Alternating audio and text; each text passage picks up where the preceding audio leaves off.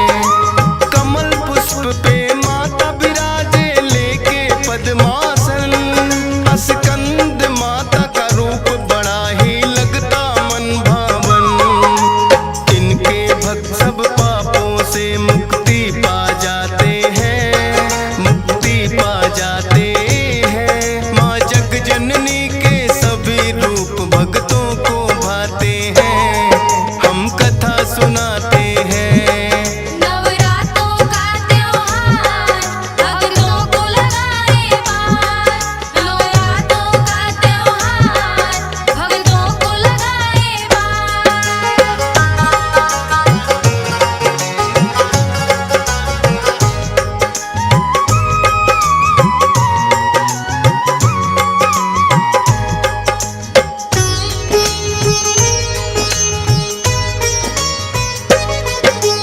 कात्यायनी नाम से पूजे माँ को छठवें दिन। कात्यायन एक ऋषि हुए जिसने तप किया कठिन।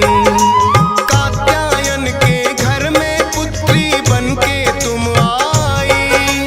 आदि शक्ति जगदम्बे की तुम हो परछाई। महिषासुर का बढ़ गया था धरती पे अत्याचार। कात्यायनी का रूप बना के उसको दिया है मार। रूप आपका करता है दुष्टों का सदा संहार। भक्त तेरी जो शरण में आते हो जाता उद्धार। सुनकर नाम आपका दुर्जन टिक नहीं पाते हैं। दुर्जन टिक नहीं पाते हैं। माँ जग जननी के सभी रूप भक्तों को भाते हैं। हम कथा सुनाते हैं। नवरात्रों का त्योहार भक्तों को लगाए पार। नवरात्रों का त्योहार भक्तों को लगाए पार।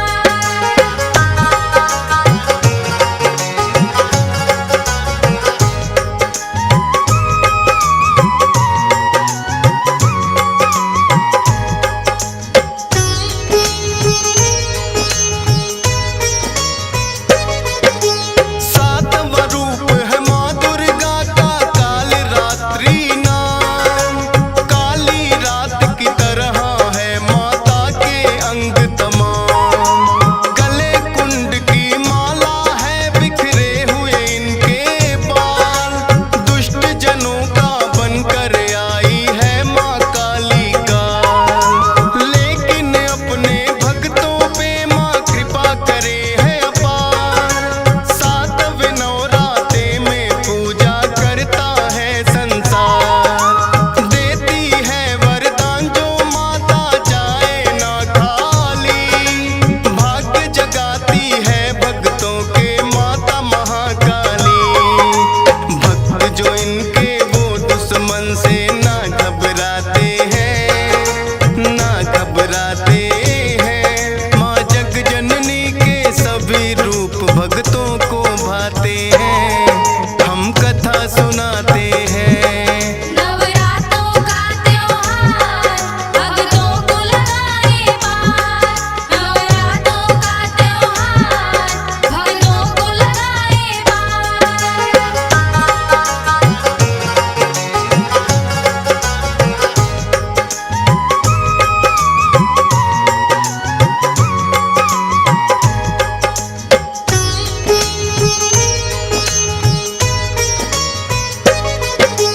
महागौरी के रूप में है जो आठवीं है शक्ति। सच्चे मन से जो जन करते हैं इनकी भक्ति। रोग दोष कोई उन भक्तों के पास ना आते हैं। सब पापों से मुक्त भक्त इनके हो जाते हैं। श्वेत बैल की करे सवारी वस्त्र है सभी सफेद।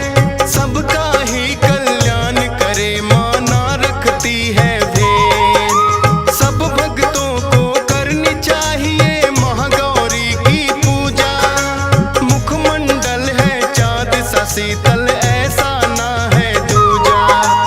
आठवें दिन तो सभी भक्त इस रूप को ध्याते हैं। इस रूप को ध्याते हैं। माँ जग जननी के सभी रूप भक्तों को भाते हैं। हम कथा सुनाते हैं। नवरात्रों का त्योहार भक्तों को लगाए पार। नवरात्रों का त्योहार भक्तों को लगाए पार।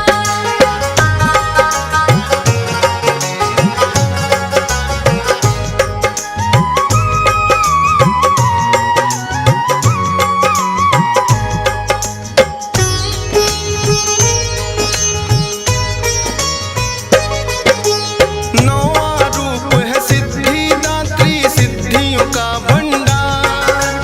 अपने सब भक्तों की माता करती नैया पार। कमल पुष्प पर रहती है ये माता सदा आसीन।